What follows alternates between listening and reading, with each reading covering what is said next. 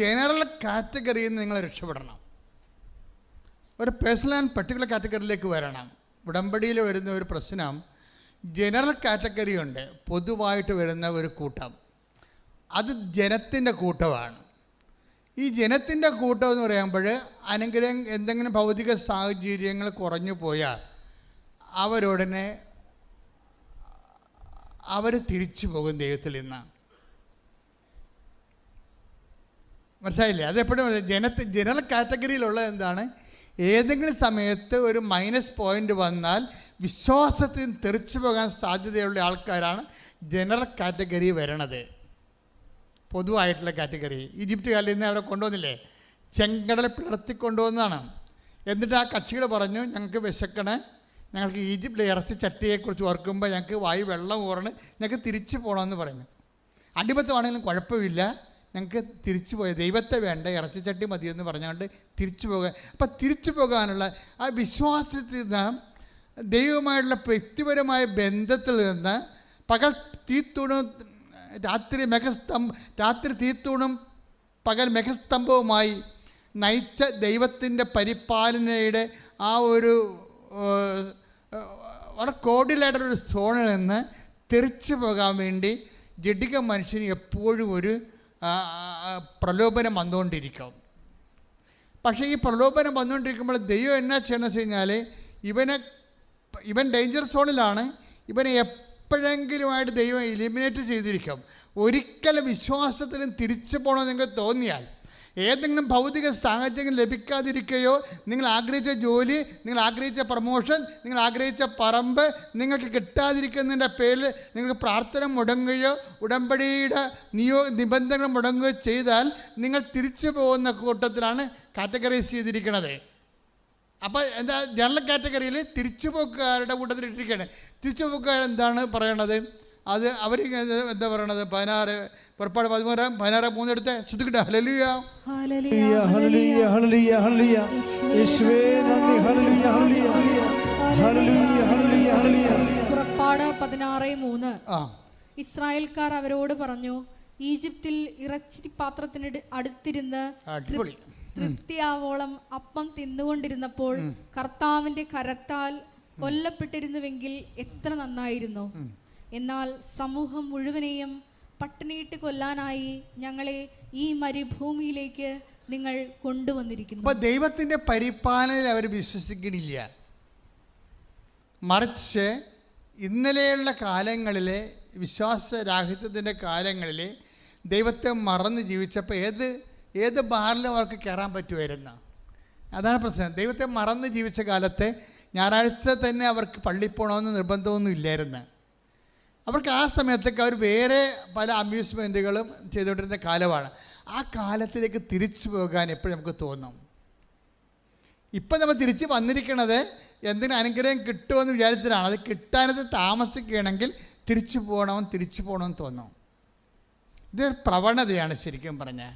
നിങ്ങൾ തന്നെ മനസ്സിലാക്കിയില്ലെങ്കിൽ ദൈവം നിങ്ങളേതെല്ലാം മനസ്സിലാക്കിയിട്ടുണ്ട്. അതാണ് പ്രശ്നം.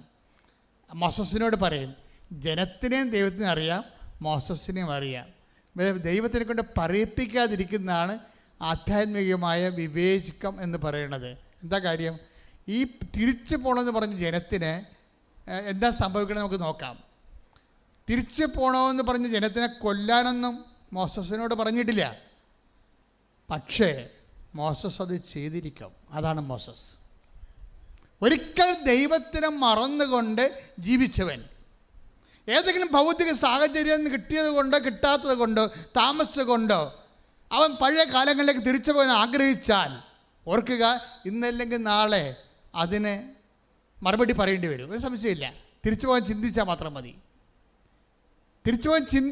മതി.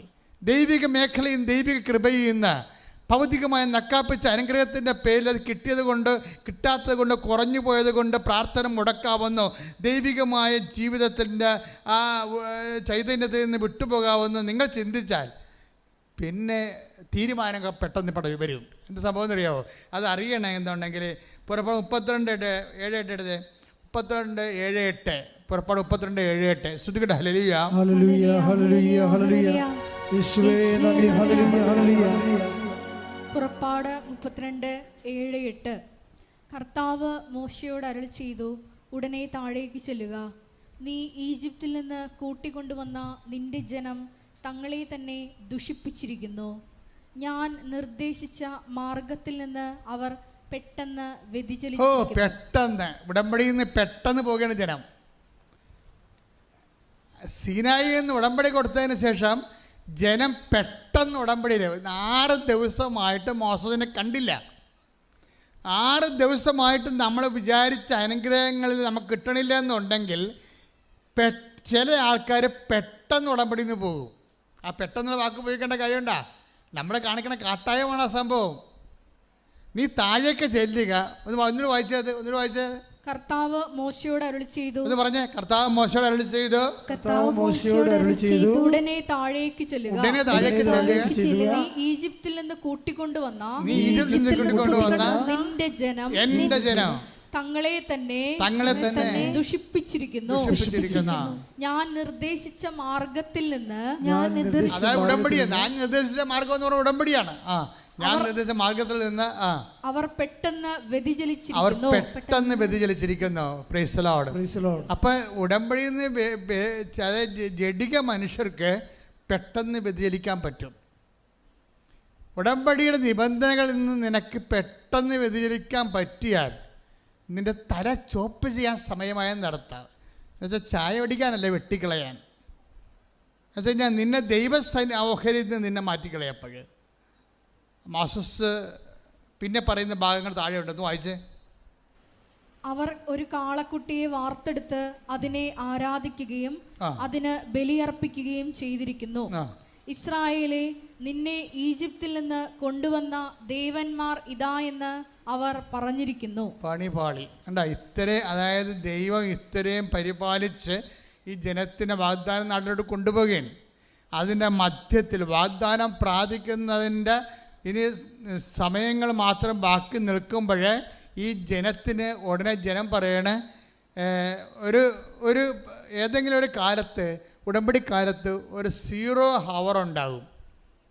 ഇത് അപകടം പിടിച്ച സംഭവമാണ്. വിമാനം ഇങ്ങനെ പോയി കണ്ടിരിക്കുന്ന സമയത്ത് പെട്ടെന്ന് എയർ പോക്കറ്റ് വരത്തില്ലേ, അപ്പോൾ തന്നെ വിമാനം കുത്തിക്കൊണ്ട് വരും താഴേക്ക്. അപ്പോൾ നമ്മളവർക്ക് ഇപ്പോൾ ഇത് താഴേക്ക് വീഴുമെന്ന്, പിന്നെ അത് നേരെയാകും.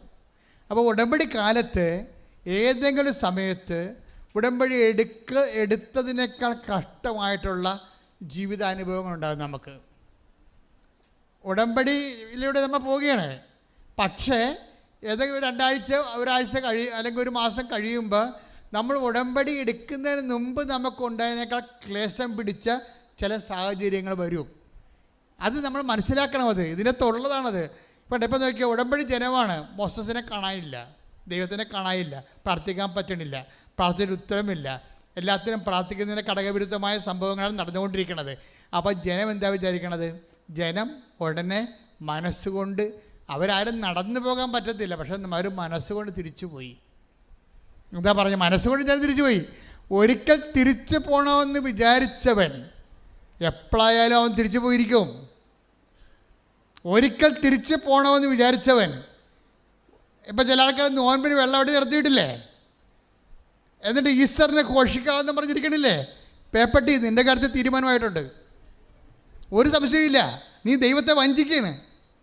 നീ തിരിച്ചു പോകണമെന്ന് തീരുമാനിച്ചിരിക്കുന്നോ? നോൻപ് കഴിയുമ്പോൾ അടിച്ചു പൊളിക്കാൻ തീരുമാനിച്ചിരിക്കുന്നോ? എന്നാൽ പിന്നെ ഇപ്പം അടിച്ചു പൊളിക്കാൻ പറ്റില്ല. നീ എന്താ ദൈവത്തെ പറ്റിക്കണേ? അപ്പോൾ തിരിച്ചു പോകണമെന്ന് തീരുമാനിക്കുന്നവൻ എപ്പോഴായാലും തിരിച്ചു പോയിരിക്കും. ഓർക്കുക, തിരിച്ചു പോകണവൻ പ്രവണത ഉള്ളവൻ്റെ പുസ്തകത്തിൽ ദൈവം നിനക്കറിയാവുന്ന തന്നെ എഴുതിയിരിക്കണത്. നിന്നെ എനിക്ക് അറിയാവുന്ന തന്നെ എഴുതിയിരിക്കണത്. ദൈവത്തിനെ എഴുതുന്ന ഒരു വാക്കാണത്. ദൈവത്തിൻ്റെ പുസ്തകത്തിൽ എഴുതുന്ന വാക്കാണത്. എന്താണ്? നിന്നെ എനിക്കറിയാവുന്ന. വേറെ ഒന്നും എഴുതത്തില്ല, വിശദീകരണമൊന്നുമില്ല. ദൈവത്തിൻ്റെ അനന്ത ജ്ഞാനത്തിൽ വിശദീകരണം ടക്കാന്ന് വന്നുകൊണ്ടിരിക്കും. പക്ഷേ എഴുതണ ഇത്രേ ഉള്ളൂ. എന്താണ്? നിന്നെ എനിക്ക് അറിയാം, അത്രേ എഴുത്തുള്ളൂ. കഴിഞ്ഞ ദിവസം ഞാൻ അവിടെ ഇരുന്ന് ഉറങ്ങിപ്പോയതല്ല, കുർബാന സ്വീകരിച്ചപ്പോൾ മയങ്ങിപ്പോയി. പെട്ടെന്ന് ഒരു മനുഷ്യൻ്റെ ഇടത് കയ്യെ വാച്ച് കെട്ടിയിരിക്കുകയാണ്. ഒരു മഞ്ഞ ഡയലാണ്. അതെനിക്ക് ഡയൽ കാണാം. പെട്ടെന്ന് ഒരു തീ ഇറങ്ങിയിട്ട് മഞ്ഞ ഡയറി കത്തിപ്പോയി. അപ്പം ഞാൻ ഞെട്ടി ഉണർന്ന്. അപ്പം ഞാൻ പറഞ്ഞു, കർത്താവേ, കടികാരമാണല്ലോ, കയ്യെ കിട്ടിയ കടികാരമാണല്ലോ കത്തിപ്പോയത്. സമയം തീർന്ന, എൻ്റെ സമയം തീർന്നാന്ന് ഞാൻ ചോദിച്ചത്.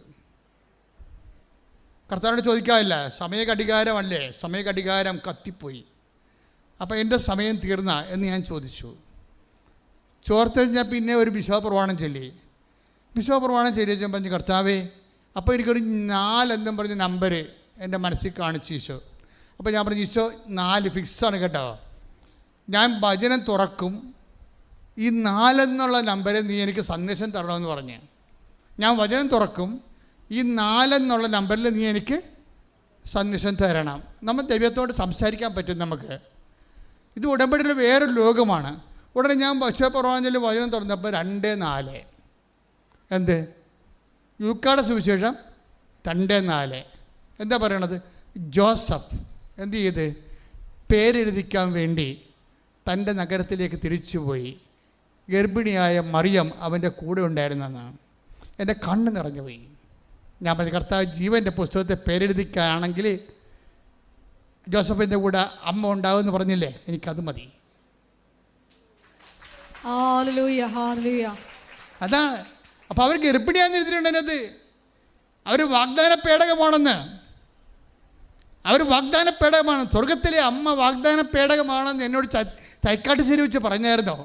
ഞാൻ ഉടമ്പടി പുസ്തകം എഴുതിക്കൊണ്ടിരിക്കുന്ന സമയത്ത് പറഞ്ഞു, സ്വർഗത്തിൽ ഒരാലയം കണ്ടു. Take the word of God. പുറപ്പാടിൻ്റെ പുസ്തകം, വെളിപാടിൻ്റെ പുസ്തകം, വെളിപാട് 11:19. വെളിപാട് 11:19. അപ്പോൾ സ്വർഗത്തിൽ ദൈവത്തിന്റെ ആലയം തുറക്കപ്പെട്ടു. പറഞ്ഞ, അപ്പോൾ സ്വർഗത്തിൽ ദൈവത്തിന്റെ ആലയം തുറക്കപ്പെട്ടു. അതിൽ അവിടുത്തെ വാഗ്ദാന പേടകം കാണായി. അതിൽ അവിടുത്തെ വാഗ്ദാന പേടകം കാണായി.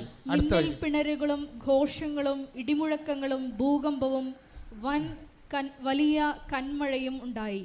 അടുത്ത വരി. സ്വർഗത്തിൽ വലിയ ഒരു അടയാളം കാണപ്പെട്ടു.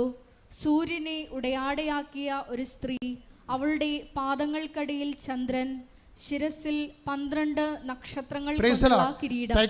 ഉടമ്പടി പുസ്തകം എഴുതിക്കൊണ്ടിരിക്കുന്ന സമയത്ത് ഈശോ പറഞ്ഞത്, മകനെ, ഈ 2 വരി 2 അധ്യായത്തിൽ കിടക്കുകയാണ്. ഇത് 2 ഒന്നായിരുന്നു. അധ്യായം ഇട്ടവന് വന്ന പെസകാണെന്ന്, അധ്യായം തിരിച്ചവന് വന്ന പെസകാണെന്ന്. എന്ന് വെച്ച് കഴിഞ്ഞാൽ 2, അതായത് 11ഉം 12ഉം ആ വചനം എല്ലാം ഒന്നാണ്. അതായത് സ്വർഗത്തിൽ അടയാളം കാണപ്പെട്ടു, വാഗ്ദാന പേടകം കാണപ്പെട്ടു. പിന്നെ ആ വാഗ്ദാന പേടകം ആരാണ്? ഒരു സ്ത്രീയാണെന്ന്, അവൾ ഗർഭിണിയായിരുന്നെന്ന്. അപ്പം അമ്മയാണ് വാഗ്ദാന പേടകം എന്നാണ് പറയണത്. Praise the Lord. ഈ വാഗ്ദാന പേടകമായ അമ്മയോടാണ് നമ്മൾ ഉടമ്പടി ചെയ്തിരിക്കുന്നത്. അതാണ് ഉടമ്പടി മാതാവ് എന്ന് പറയുന്നത്. എന്നോട് പറഞ്ഞത്, നിൻ്റെ കാലം എപ്പോൾ എത്തിയാലും നിൻ്റെ കൂടെ അമ്മ ജീവൻ്റെ പുസ്തകത്തിൽ പേരെഴുതിക്കുന്ന സ്ഥലത്തേക്ക് കൂടെ വരുമെന്നാണ്. ശ്രദ്ധിക്കട്ടെ.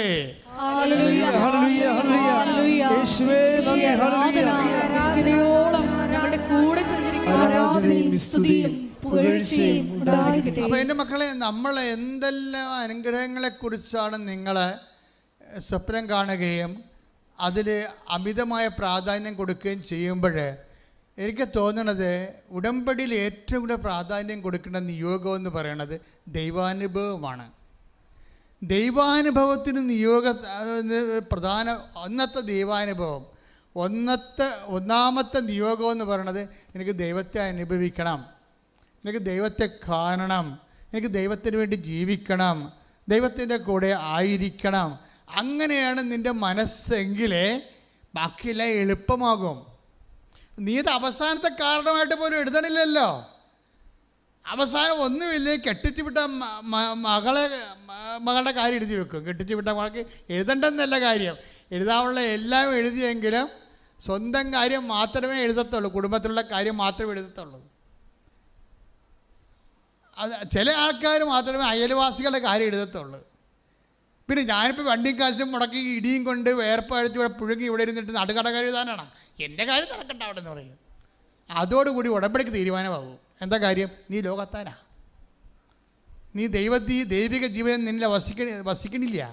നീ സ്വന്തം വയറ്റിപ്പഴപ്പിന് വേണ്ടി മാത്രം കെട്ടിയെടുത്ത് വണ്ടിയും കയറി ഇവിടെ വന്നിരിക്കുകയാണ്. ആ ദൈവത്തിന് എന്തിനാ പിടികൊടുക്കണ? ദൈവത്തിന് പിടികൊടുക്കരുത്, മറിച്ച് ദൈവം നമ്മളെ പിടിക്കണം. ശ്രദ്ധിക്കട്ടെ. ഹല്ലേലൂയ. ഹല്ലേലൂയ, ഹല്ലേലൂയ, ഹല്ലേലൂയ. തീ എപ്പോഴും കത്തിക്കൊണ്ടിരിക്കും. ദൈവത്തിൻ്റെ സാന്നിധ്യത്തിൻ്റെ ഭാഗമായിട്ട് ഉടമ്പടിയിൽ തീ കത്തിക്കൊണ്ടിരിക്കും.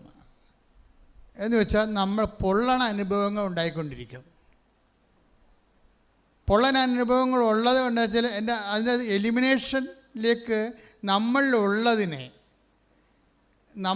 ഇപ്പോൾ തന്നെ നമ്മളുള്ള സ്മിർനായിലെ സഭ, take the word of God. വെളിപാട് എടുത്ത് 3:2 എടുത്ത് 3:2. വെളിപാട് 3:2. ഉണരുക, നിന്നിൽ ആസന്ന മരണമായി അവശേഷിക്കുന്നതിനെ ഉത്തേജിപ്പിക്കുക. പറഞ്ഞ് ഏറ്റു പറഞ്ഞ് ഉണരുക, നിന്നിൽ ആസന്ന മരണമായി അവശേഷിക്കുന്നതിനെ ഉത്തേജിപ്പിക്കുക. എപ്പോഴും ഉടമ്പടിയിൽ എപ്പോഴും തീയിലാണ് ഈ ഉടമ്പടി ചെയ്യണത്. എപ്പോഴും നമ്മളിവിടെ കൊണ്ടുവന്ന് പുസ്തകം ഇവിടെ കൊണ്ടുവന്ന് നിങ്ങളുടെ നിയോഗം ഇടുന്നത് ഒരു വിഷയം. പക്ഷേ ഉടമ്പടി നടക്കുന്നത് ദൈവത്തിന് പറ്റാത്ത നമ്മളുടെ ജീവിതത്തിലുള്ള ദൈവവിരുദ്ധമായ കണങ്ങളെ എപ്പോഴും ഇങ്ങനെ ബേൺ ചെയ്ത് കളഞ്ഞുകൊണ്ടിരിക്കും. എന്നിട്ട് ക്ഷമ, ദയ, നന്മ, വിശ്വസ്തത, ആത്മസംയമനം. നമ്മുടെ അഹങ്കാരമൊക്കെ ഇല്ലേ, അഹങ്കാരമൊക്കെ ഉണ്ടാവില്ല നമ്മളിൽ. അതുകൊണ്ടല്ലേ പത്രം കൊടുപ്പൊക്കെ വെച്ചിരിക്കണം, അതിൻ്റെ പേരിലാണ് വെച്ചിരിക്കണത്. എന്താ കാര്യം?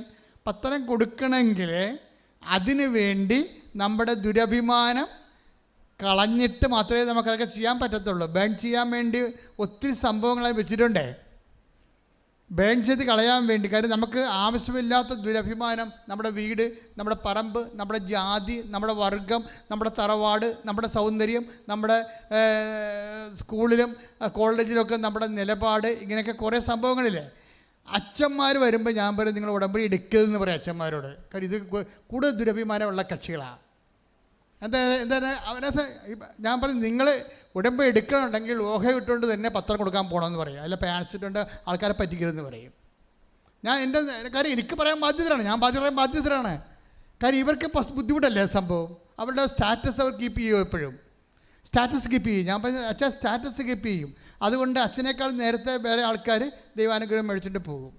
സ്റ്റാറ്റസിന് ബേൺ ചെയ്ത് കളയേണ്ട സ്ഥാനമാണത്. അത് ബേൺ ചെയ്യേണ്ട കളയേണ്ട കാര്യം. അപ്പം ഞാൻ നല്ല വാക്ക് പറഞ്ഞു കൊടുക്കും. ഞാൻ പ്രൊമോട്ട് ചെയ്യത്തില്ല ശരിക്കും. അപ്പോൾ എന്തിനാണ് ദൈവത്തിനെ പറഞ്ഞ് ദൈവത്തിലേക്ക് ഇവിടെ കൃപാസനത്തിൽ വന്ന് എന്തിനാണ് പണി മേടിക്കണേ? മറിച്ച് മര്യാദയ്ക്ക് എളിമപ്പെട്ടിട്ട് കർത്താവിൻ്റെ കൃപയിൽ സ്റ്റാറ്റസ് നോക്കാതെ ദൈവത്തിന് പ്രാധാന്യം കൊടുത്തുകൊണ്ട് ഞാൻ അച്ഛനാണെന്ന് തന്നെ ഞങ്ങളുടെ മുമ്പിൽ അഡ്രസ്സ് ചെയ്തുകൊണ്ട് ശുശ്രൂഷ ചെയ്യാൻ തയ്യാറാണെങ്കിൽ ആ സമയത്ത് ബേൺ ചെയ്യും ഉടമ്പടി. അപ്പം തന്നെ കർത്താവ് ആൻസർ ചെയ്യും. എന്താ കാര്യം? അവൻ സത്യസന്ധനാണ്, അവൻ ആരെയും പറ്റിക്കണില്ല, അവൻ ആരുടെ മുമ്പിലും മുഖം മൂടി അളിയുന്നില്ല, തുണി ഉരുന്നി കളയണില്ല, അവൻ മര്യാദക്ക് ഉടുപ്പിട്ടിട്ട് സഭയുടെ വസ്ത്രം ചുറ്റുകൊണ്ട് തന്നെയാണ് അവൻ ജീവിക്കണത്. അപ്പം അങ്ങനെ വരുമ്പോൾ സ്വാഭാവികമായിട്ടും ദൈവത്തിനറിയാം. അപ്പോൾ അതൊരു എളിമപ്പെടലിൻ്റെ ഒരു ഭാഗമാണത്. ഇത് അച്ഛന്മാരുടെ കാര്യത്തിൽ പോലും ഞാൻ ഇത്രയും സീരിയസ് ആണ്. നിങ്ങളുടെ കാര്യത്തിൽ എൻ്റെ അവസ്ഥ അറിയാമല്ല, ഒരു കോംപ്രമൈസും ചെയ്യത്തില്ല. കാര്യം നമ്മൾ ദൈവവുമായിട്ടാണ് ഈ ഉടമ്പടി ചെയ്യണമെന്നുള്ള ബോധം ആദ്യമേ ഉണ്ടാകണം. ദൈവവുമായിട്ടാണ് ഉടമ്പടി ചെയ്യണത്. അപ്പോൾ ദൈവമായിട്ട് ഉടമ്പടി ചെയ്യുമ്പോൾ നിങ്ങൾ ചെയ്യേണ്ടത് ദൈവമായിട്ടുള്ള ബന്ധം വർദ്ധിപ്പിക്കണം. അല്ലാതെ നിങ്ങൾക്ക് ജോലി കിട്ടണം, വിസ ഇപ്പം പാസ്സാകണം, അതൊക്കെ നിസ്സാര കാര്യമാണ്. ഇത് കഴിഞ്ഞ ദിവസം അവരുടെ പേരെന്നാ, കഴിഞ്ഞ ദിവസം ചേച്ചി തിരുവനന്തപുരത്ത് സാക്ഷ്യം പറഞ്ഞല്ല, ഐറിൻ ചേച്ചിയുടെ സാക്ഷ്യം നിങ്ങൾ കേട്ടാൽ നല്ലതായിരിക്കും. ഐറിൻ ചേച്ചിയുടെ സാക്ഷ്യം വെച്ച് കഴിഞ്ഞാൽ ഐറിൻ ചേച്ചിയുടെ ഭർത്താവിൻ്റെ പേര് ജോസഫ് എന്നാണ്. പിള്ളോടിയാണ്, ഭയങ്കര വിസ, സഹിക്കാൻ പറ്റാത്ത വിസ. അങ്ങനെയൊക്കെ ദുബായിലാണ് ജോലി. അപ്പോൾ ആ കമ്പനിക്കാരൻ മാനേജർ പറഞ്ഞ് ഇങ്ങനെ പോയാൽ ഇത് നടക്കത്തില്ലെന്ന് പറഞ്ഞ്. പക്ഷെ പുള്ളി കേട്ടില്ല. പുള്ളി കേൾക്കാതെ എപ്പോഴും വീസി തന്നെയാണ് വെളിവില്ലാതെയാണ് കമ്പനി ചെല്ലണത്. വെളിവില്ലാതെ കമ്പനി ചെന്ന് ചെയ്യണമൊക്കെ തെറ്റിപ്പോയി അവസാനം അയാൾ മാനേജർ തന്നെ വിളിച്ച് വൈഫിനോട് പറയും, നാട്ടിൽ ജോസഫിനെ കൊണ്ട് സഹിക്കട്ട് കേട്ടാ, ഇയാളെ കയറ്റി പിടിക്കണേ. സാറേ കയറ്റി വിടല്ലേ സാറേ, ഞങ്ങൾ ഒരിടത്തും എത്തിയിട്ടില്ല. ഇതിപ്പോൾ 4ാമത്തെ വാണിങ്ങാണ് കൊടുത്തിരിക്കണത്. ഇനി സഹിക്കാൻ പറ്റത്തില്ല, നമുക്ക് കമ്പനിക്ക് നഷ്ടമാണെന്ന് പറയണേ. ഇപ്പോൾ ഇവർ പട്ടാങ്കി പറക്കെ പറഞ്ഞെങ്കിലും ഫോണോടെ വെച്ച് ഒരാഴ്ച കഴിഞ്ഞപ്പോൾ ജോസഫ് അവർ കൊറിയർ ചെയ്ത് ചാക്കൽ കെട്ടിയേ സ്റ്റാമ്പ് ഒട്ടിച്ച് വിട്ടവർ കൊറിയർ വന്ന് ഇവിടെ ഇറങ്ങി വെളിവില്ലാതെ. അതെല്ലാം കഴിഞ്ഞപ്പോൾ പക്ഷേ ഈ അയറിൻ ചേച്ചി ഭയങ്കര വില്ലത്തിയാണ്. അവരൊന്നും ഇപ്പം സാരമില്ല, നമുക്ക് പണിയുണ്ട്. എന്താണ്? കൃപാസന മാതാവുണ്ടെന്ന്. അതാണ് വിഷയം. ഒരു മനുഷ്യന്മാർ ജീവിതത്തെ കാണുന്ന രീതിയില്ലേ. ഭർത്താവിനെ പോസ്റ്റ് ചെയ്തിരിക്കുകയാണ്, അവരിങ്ങോട്ട് കൊറിയർ ചെയ്തിരിക്കുകയാണ്, ജീവിതം തീർന്നിരിക്കുകയാണ്. പക്ഷെ അവർ ജീവിതത്തിനോട് അവർ ടാച്ചിയാകുന്നില്ല. അത് പറയും നമുക്ക് കൃപാസന മാതാവുണ്ട്. നേരെ വന്ന് ഉടമ്പടി എടുക്കും. ഉടമ്പടി എടുത്തിട്ട് അയാളും പറയും ഞാൻ നിങ്ങളെയും കൊണ്ട് പോകാമെന്ന് പറയും. ഈ ചേച്ചിമാരുടെയൊക്കെ ഒരു ധൈര്യമേ. ഉടമ്പടി എടുത്തിട്ട് ഞാൻ നിങ്ങളെയും കൊണ്ട് അവിടുന്ന് ഡിസ്മിസ് ചെയ്ത് വിട്ടതാണ്. ഇയാളെയും കൊണ്ട് അവർ ഉടമ്പടിയുടെ ധൈര്യത്തിൽ ഉടമ്പടി പറയുന്നുണ്ട്, ഞാൻ ഉടമ്പടി കാശുരം പിടിച്ചുകൊണ്ട് ഹോൾഡ് ചെയ്തതിൻ്റെ വിശ്വാസ പ്രവണത ചൊല്ലിക്കൊണ്ട് ഞാൻ ഇവരെയും കൊണ്ട് ദുബായി ചെന്ന് ഭർത്താവിൻ്റെ കമ്പനി ചെന്ന് വെച്ച് പറഞ്ഞു, സാറേ ഞാൻ ഒരു എൽഡർ നേഴ്സാണ്, എനിക്ക് എങ്ങനെയായാലും ഇവിടുന്ന് എപ്പോഴായാലും എനിക്ക് ജോലി കിട്ടും, അല്ലെങ്കിൽ ഞാനെന്ത് ഏതെങ്കിലും തരത്തിൽ സീനിയർ സിറ്റിസൻസിനെങ്കിലും നോക്കിക്കൊണ്ട് ഞാൻ സെറ്റാകും, അതുവരെ ഈ മനുഷ്യനൊന്ന് ഇവിടെ എടുക്കണമെന്ന് പറഞ്ഞു. അപ്പോൾ അയാൾ പറഞ്ഞു എടുക്കണ പ്രശ്നമില്ല, ഇയാളെ ഞങ്ങൾ ഡിസ്മിസ് ചെയ്യണമെന്ന് നിങ്ങളെ വിളിച്ച് പറഞ്ഞതാണ്, ഇയാളെക്കൊണ്ട് ഞാൻ സൈകെട്ടെന്ന് പറഞ്ഞിട്ട് ഇവർ എടുക്കത്തില്ല, അമ്പിനും മില്ലും എടുക്കത്തില്ല. അപ്പോൾ ഉടനെ ഇവർ തിരികത്തിച്ച് വെച്ച് പച്ചത്തിരിയും നീലത്തിരിയൊക്കെ കത്തിച്ച് മാതാവിൻ്റെ അടുത്ത് കാര്യം സെറ്റാക്കി കഴിഞ്ഞപ്പോൾ ഒരു സംഭവം നടന്ന. എന്താ സംഭവം എന്നറിയാമോ? ദുബായ് ഗവൺമെൻറ് അന്ന് വരെ ചെയ്യാത്തൊരു സംഭവം ചെയ്ത്. എന്താണ്? ഇന്ത്യക്കാരൻ്റെ വിസ ക്യാൻസലാക്കി കളഞ്ഞു. ഇന്ത്യക്കാരൻ്റെ മൊത്തം വിസ ക്യാൻസലാക്കി കളഞ്ഞു. അതോടുകൂടി എന്നാ പറ്റിയത് ഇങ്ങനെ? അതോടുകൂടി ഈ ജോസഫിന് പകരം വേറെ ഒരുത്തനെ എടുത്തായിരുന്നു ഇന്ത്യയിൽ നിന്ന്. അയാൾ അങ്ങോട്ട് പോകാൻ വേണ്ടി നിൽക്കുമ്പോഴേ ഇപ്പം നിയമം വന്നിരിക്കുകയാണ്. എന്താണ്? വിസ ക്യാൻസലായെന്ന്. ഇപ്പം വിസ ഉള്ളത് ആർക്കാണ്? ജോസഫിനെ മാത്രം. ജോസഫിനെ തിരിച്ചെടുത്തവർ. ആ ഉടമ്പടി എക്സിക്യൂട്ട് ചെയ്ത ചേച്ചിയാണ് അതിൻ്റെ താരം. മനസ്സിലായില്ലേ? ഒരു ജീവിതം തീർന്നു എന്ന് പറഞ്ഞപ്പോഴേ അവരുടെ പേരെന്നാ? ഐറിൻ ചേച്ചിയാണ് അതിൻ്റെ താരം. അവർ വിട്ടുകൊടുക്കണില്ല, അവർ വീഴുന്നില്ല.